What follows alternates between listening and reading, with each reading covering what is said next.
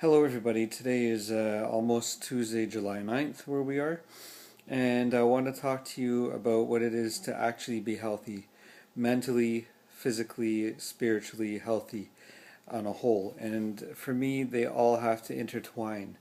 Um, and over the past, I don't know, 3 or 4 decades, maybe more, our judgment has been clouded by TV, film, media, sports, and athletics.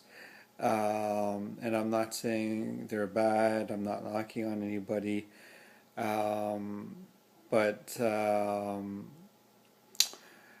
now we've been taught to think that being skinny or slim and or ripped, as they say, depending on what your weight is, whatever your weight is healthier than being fat and obese.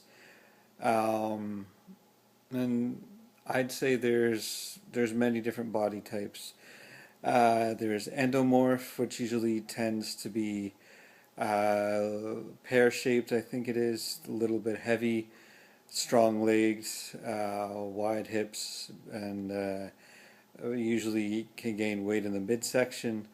That used to be my body type.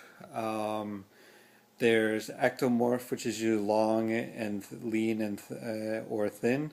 Then there's the mesomorph, which is the you could be a mesomorph at 160 pounds, 200 pounds, 250 pounds, etc. Somebody who's just muscle. All they do is no matter what they do, uh, they're just muscle. And then there's the in betweens. Ectomesomorph, endomesomorph, etc. Um, Now, I have a real problem with, at least for me, when somebody says they're thin or slim, I'm healthy. Well, you hear about slim people getting cancer. Are you still healthy? I don't know. I don't know. But being fat, even 10, 20, 30 pounds overweight versus 300 pounds overweight, none of that's healthy either. Then there's what I call the skinny fat syndrome. That's where there's usually, I'm not a doctor, but if you're this body type, you'll want to talk to your doctor or any body type.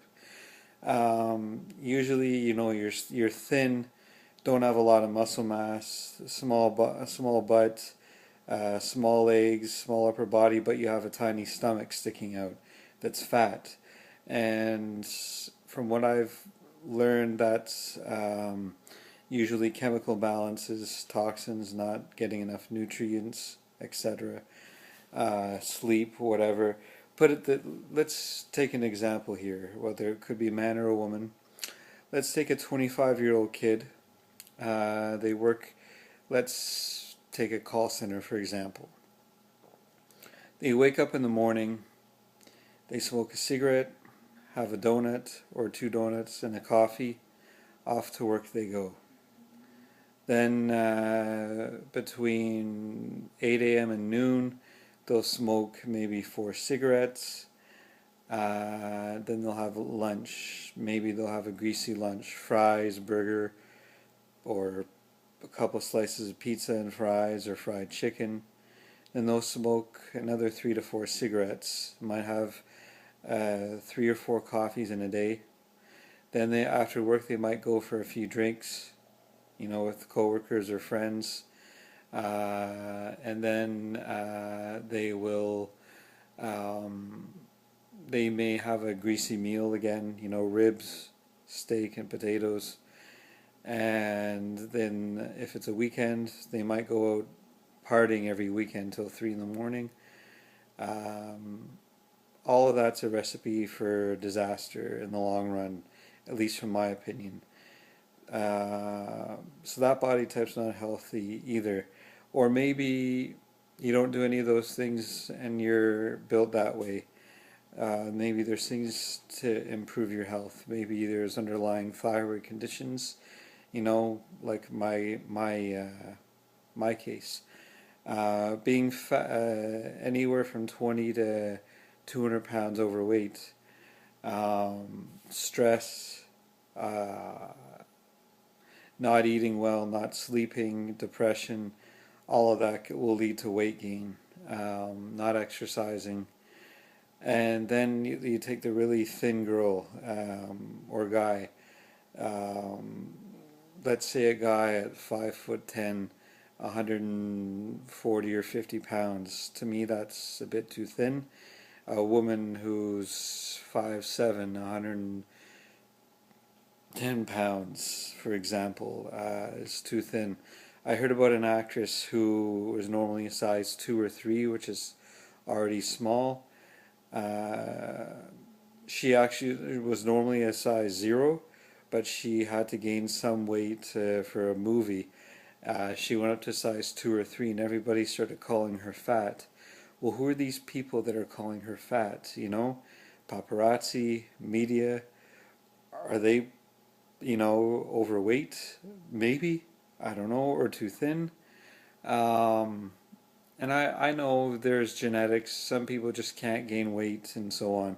So it's not always people's fault. But this goes back to lifestyle choices.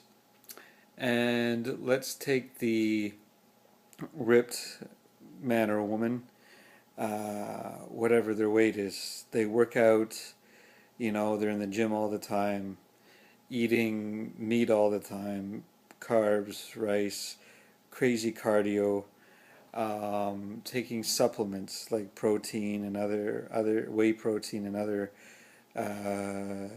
bodybuilding supplements. They might even be taking anabolic steroids and other pharmaceuticals to enhance their physique. They might look great on the outside, but are they healthy? I don't know. Unless they're being followed by a doctor, I can't say for sure. But some common side effects was I almost took steroids when I was in my 20s, anabolic steroids. I did a lot of research, so I do know a lot about them.